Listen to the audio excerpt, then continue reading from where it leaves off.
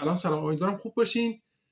سریع میخوام بگم که دو تا خبر دارم، دو تا آپدیت دارم.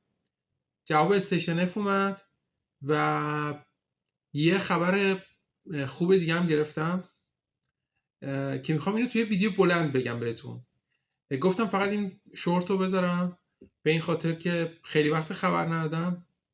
برای ویدیو بلند واقعیت هی یوتیوب بهم میگه که اینجور ویدیو درست نکن، خودت تنها صحبت کن. میگی که بعد تصاویر مانیتور رو باید نشون بدی. دنبال اینم که یه ویدیو درست درمون بگیرم و باهاتون به اشتراک بذارم. فکر می‌کنم چون اطلاعاتی که میخوام به اشتراک بذارم حتما باید ببینید. و مرسی. اگه فالو کنید خیلی به من کمک میکنید، یا اگه لایک بکنید. من فکر کنم تمام کسایی که دارن من رو فالو میکنن به تعداد یه تعدادی که لایک میزنن به تعداد انگشتای یه دست هم حتی نمیشه. بازم مرسی، منتظر ویدیو جدید باشین به زودی با آپدیت های جدید. فعلا